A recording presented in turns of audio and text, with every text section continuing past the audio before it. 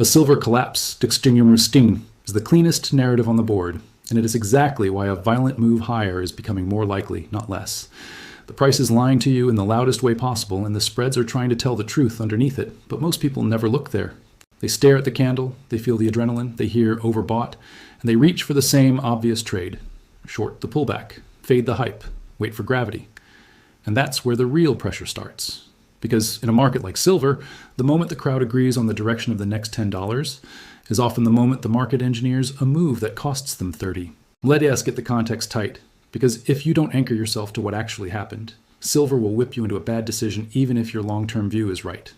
In just weeks, we saw silver go from nobody cares levels to everybody's yelling levels, with violent intraday swings that aren't normal for a metal people call sleepy. This wasn't a gentle climb, it was a snap, a repricing, the kind that shows up when liquidity thins and the marginal buyer becomes urgent. But that's not the part that matters. The part that matters is what that kind of move does to positioning and risk limits, because positioning is what creates the fake collapse that bears mistake for a top. When you get a fast run like that, two things happen at the same time. New longs arrive late because they can't stand being left out. And older longs start playing defense because they've made money, they've seen this movie. Both groups become vulnerable to the same tactic, volatility. The market doesn't have to disprove the bullish case to hurt you, it just has to scare you out of your time horizon. It just has to shove price through a level at the exact moment you are most sensitive, when your confidence is high and your risk tolerance is low. And silver is uniquely good at this because it's thin enough to move fast, financial enough to be leveraged, and physical enough to hit a wall when paper tries to bully it. And that's where the real pressure starts. Now, why are people even whispering collapse risk in the first place? Because the human brain loves symmetry. If it went up too fast, it must come down too fast. If it's stretched, it must mean revert. If headlines are excited, it must be a top. That's a reasonable instinct in many assets. But in silver, that instinct can be used against you, because the most violent upside phases often begin after the first scary dip that convinces everyone the party is over. The pullback becomes the advertisement for the short, and the short becomes the fuel for the next leg. But here's the mechanism most people miss. In fast markets, the dip isn't just profit-taking. It's forced behavior. Risk desks don't care if you're right. They care if you're volatile. And when volatility explodes, margin models tighten, collateral demands rise, leverage gets cut, and the weakest hands become involuntary sellers. That selling looks like a collapse. It feels like a collapse. The tape screams collapse. But mechanically, it can be the opposite. It can be the market clearing out the excess leverage that would otherwise block the next move higher. Because if this one level breaks, the math changes. Not the story, the math. And that brings us to the calendar, because timing is the difference between a setup and a sermon.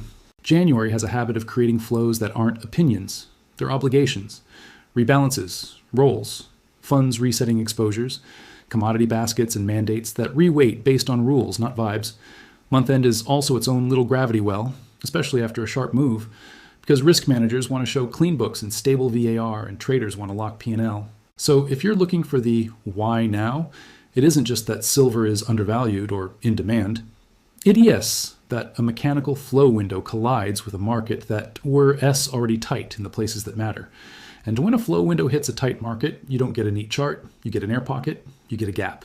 You get the kind of move that makes people swear someone flipped a switch, but that's not the part that matters. The next detail is what flips the whole setup. Here's the hidden detail, and it's the one that makes the collapse narrative feel lazy.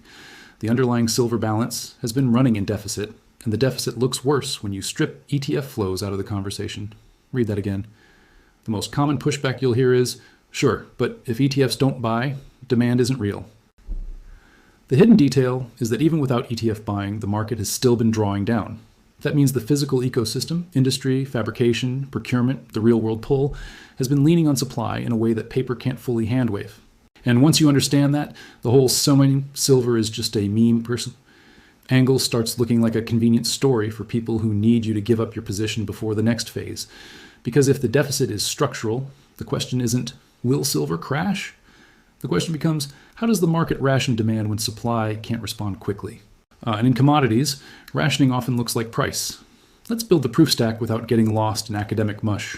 First layer, the balance itself. In recent survey data, total demand has been running above total supply by a very meaningful margin, and it's not a one-off. Multiple years of deficit is not a chart pattern, it's a physical reality. Second layer, industrial demand, because silver is not just a monetary metal cosplay. It's an input, a component, a material with properties that you can just swap out on a spreadsheet when you're rebuilding real things. Industrial demand has been hitting record levels in the last couple of years, and solar has been a major driver. That matters because industrial demand doesn't capitulate the way speculative demand does. A fund can puke a position in 5 seconds. A manufacturer doesn't change a bill of materials on a headline. Procurement is slow, sticky, and defensive, and that's where the real pressure starts. Third layer, supply response.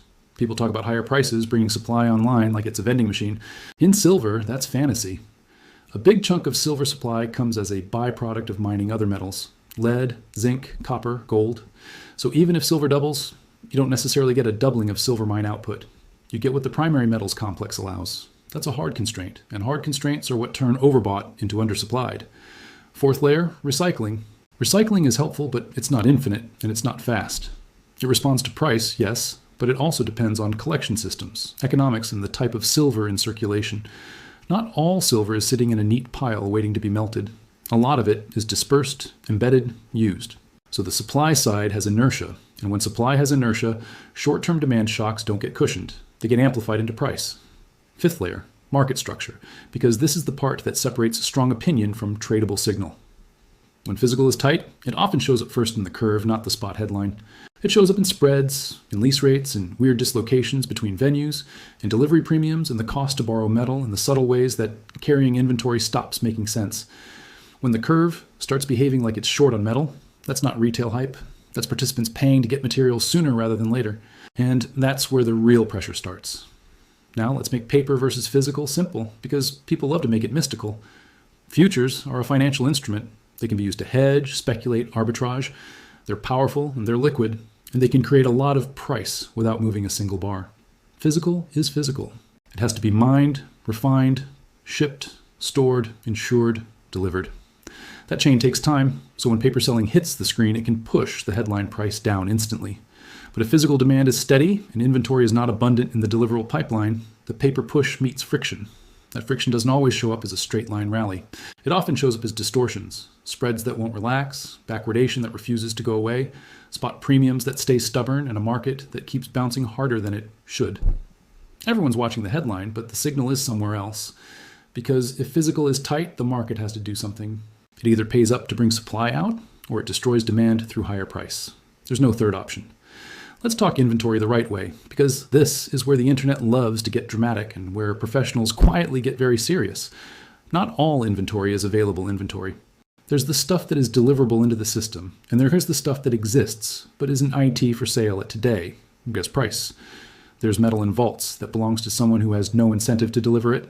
There's metal earmarked for industrial use. There's metal sitting in forms that aren't immediately deliverable without processing. So when people point at a big inventory number and say, "See, plenty of supply," they're often mixing categories. The only inventory that matters in a squeeze is the inventory that can be delivered now, at a price that clears the market. And if that deliverable bucket is not as deep as the paper bucket wants it to be, then the paper market eventually has to respect the physical market. Not because of romance, because of settlement math. This is where spreads become your lie detector. The curve is basically the market's way of saying, do you want it now or later, and what does that cost? In a normal environment, you usually pay a bit to carry metal: storage, insurance, financing. That's contango. But when you start seeing the market pay up for immediacy, when the front gets expensive relative to the back, that S backwardation energy, and it's often a sign that something is tight, or at least perceived to be tight. Sometimes it's temporary, sometimes it's noise. But when it persists, it is a message. The market is having trouble convincing holders of metal to part with it unless you compensate them. And that's the part that matters. Now zoom out and look at the institutions, because collapse is often a word used by people who need volatility to work for them. Banks, dealers, big players, they manage inventory and risk, they hedge, they roll, they watch the curve. They don't care about your narrative, they care about their book. When volatility rises, they also care about capital charges and balance sheet usage.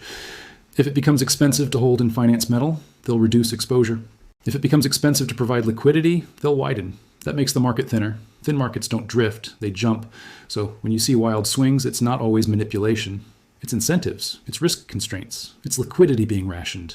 And if you're not respecting that, you'll confuse noise for signal and signal for noise. Here's how the fake collapse can form in real time. Silver rallies hard, volatility spikes. More traders pile into leveraged long exposure because the move feels easy. Dealers who sold options hedge dynamically. If there is a big options complex around certain strikes, especially those big round numbers, dealer hedging can become procyclical. In some setups, as price rises, hedging requires buying more, which can fuel the rally. Then price dips through a key area, volatility stays high, and margin models and risk limits clamp down.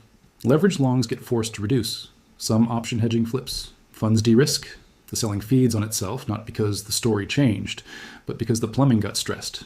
That's why silver can drop like it fell off a table even while the underlying physical backdrop did, and tea suddenly become abundant. And that's where the real pressure starts, because that washout can clear the path for the next leg higher. Now let's bring macro into it, because silver is a hybrid and hybrids behave differently depending on the week. Silver has a monetary side. It reacts to real rates, to the dollar, to inflation expectations, to risk sentiment. It also has an industrial side.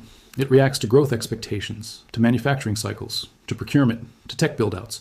So you can have a week where the dollar rips and yields jump and silver gets smacked even if industrial demand is humming. That doesn't invalidate the longer thesis. It just means macro can temporarily dominate tape. The trick is to separate trend signal from noise. Trend signal is the structure that persists. Deficits, supply constraints, sticky industrial pull, curve behavior, repeated support holds, higher lows. Noise is the stuff that spikes for 2 days because a macro print surprises or because a positioning pocket gets unwound. You need both lenses, or you'll either panic out of a good thesis or marry a bad one, but that's not the part that matters. The next detail is what flips the whole setup. So how do we get from collapse risk chatter to 135 surge incoming without turning into a hype machine? You do it by describing a pathway that is mechanical, not magical. A move to $135 is not a promise. It's not destiny. It's what can happen in a thin, globally arbitraged, leverage-friendly market when the marginal unit of physical tightness collides with forced financial buying. And that collision doesn't require everyone to become bullish. It only requires a minority of participants to become urgent, while liquidity providers become cautious. You don't need the whole world to agree. You need a moment where those who must buy are more motivated than those who can sell. Think about who is forced to act in silver.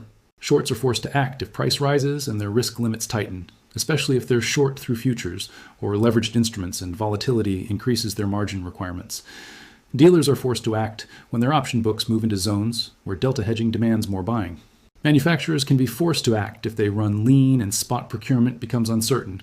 They'll pay up to secure supply rather than risk production. Funds can be forced to act near month-end or quarter-end, depending on mandate and benchmark reweights. And the market itself can be forced to act when the curve sends a message that inventory is in T comfortably available at current prices. That's a lot of forced behavior. And forced behavior is what creates outsized moves.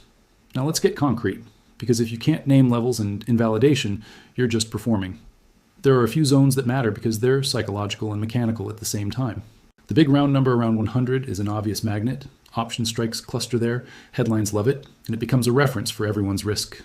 Above it, you can get acceleration because the "I won't wait for a pullback" crowd starts capitulating into the move, and shorts start feeling the heat.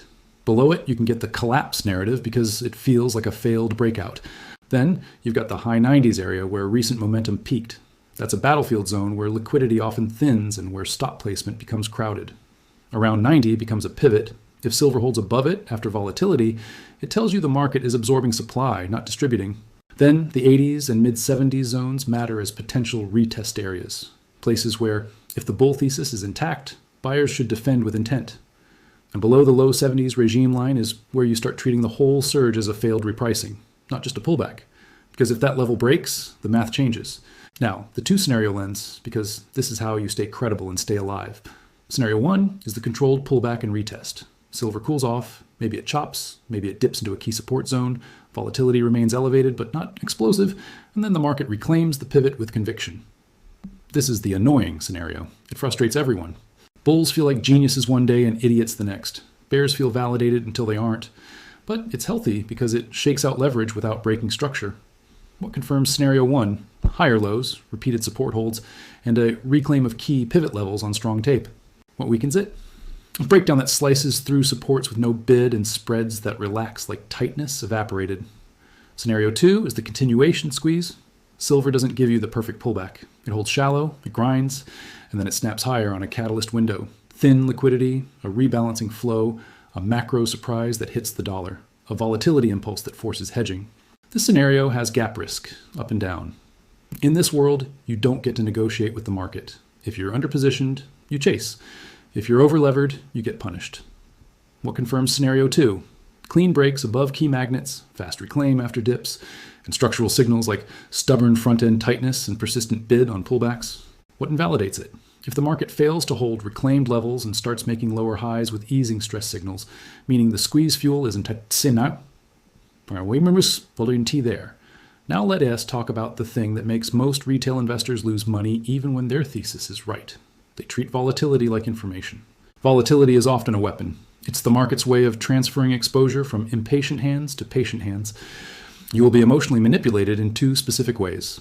First, the collapse headline will appear exactly when price breaks a level that a lot of people anchor to because it generates clicks, it generates fear, and it generates selling at the worst possible moment.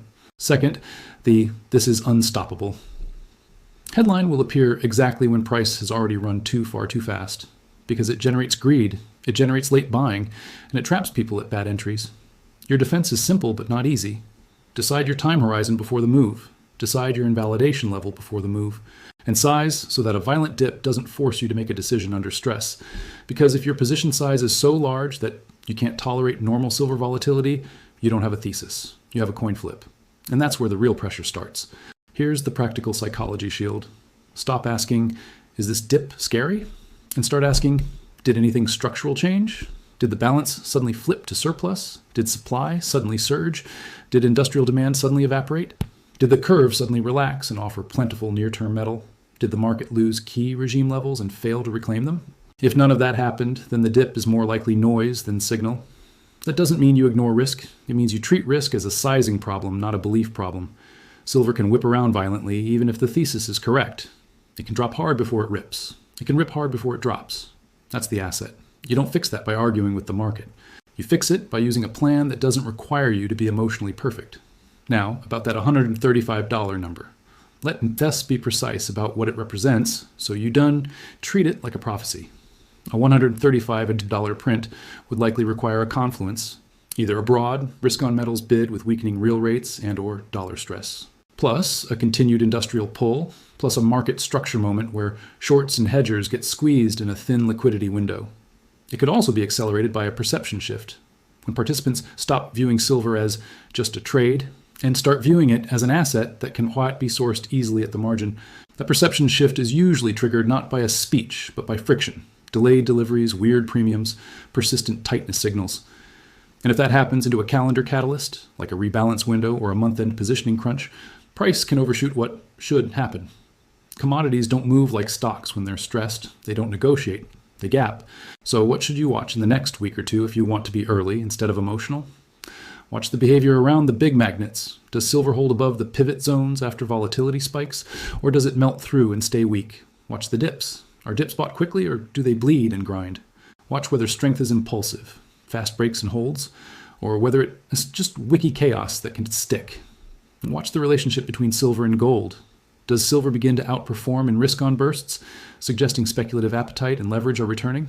Watch macro catalysts like rate expectations and dollar moves, not because they define the thesis, but because they can define the timing.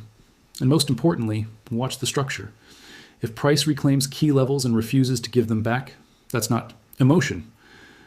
That's participants being forced to accept a new range. Now, a word about institutions suppressing silver, because this is where people either sound naive or sound like they're writing fan fiction. Markets have incentives. Dealers want orderly markets, manageable risk, and spreads they can earn. Large participants hedge exposures. Funds express views.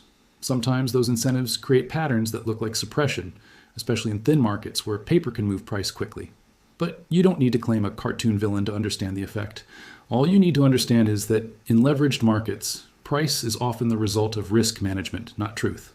The truth leaks through the curve, through inventory stress, through procurement behavior, through who is forced to act. So keep your eye on who is forced, because the moment a large group becomes forced in the same direction, the market stops being fair. It becomes fast, and that's where the real pressure starts. If you want a clean way to think about it, silver right now is a tug of war between a narrative and a balance sheet. The narrative says, too far, too fast, collapse risk. The balance sheet says, deficits, sticky demand, slow supply response. The market structure says, this is where squeezes are born. when paper tries to enforce a story that physical can T-support. And the calendar says this is when flows can turn that tension into movement. You don't have to be a conspiracy theorist to respect that. You just have to be honest about how commodities clear. So here's the roadmap, and it's intentionally boring, because boring plans survive chaotic markets. If silver stays above the key pivot zones and starts reclaiming the psychological magnets on strength, the upside continuation scenario stays alive, and the market may start probing higher levels faster than people expect, especially if liquidity thins and hedging flows kick in. If silver breaks down through the deeper support zones and fails to reclaim them, meaning the market accepts lower prices and tightness signals relax, then you treat the move as a failed repricing, and you respect the possibility that the market needs more time before it can attempt the next leg. That's your invalidation discipline. Not I feel bullish, not Twitter says, levels, structure, behavior. And the final thing, the subtle CTA, the one that actually matters. Don't do this alone in your head. Not because you need permission, but because markets are designed to isolate you emotionally. You feel stupid when you're early, you feel euphoric when you're late. You feel panicked when you're right, but the tape is violent. The antidote is community that thinks in mechanisms, not headlines. People who track the same checklist, compare notes on what's confirming and what's weakening, and refuse to be bullied out of a plan by a red candle. Stay mechanical, stay patient. And remember, if silver really is setting up for a move that can reach something like $135, it won't be a straight line, and it won't feel safe. The market never hands you the big move without first testing whether you deserve to hold it.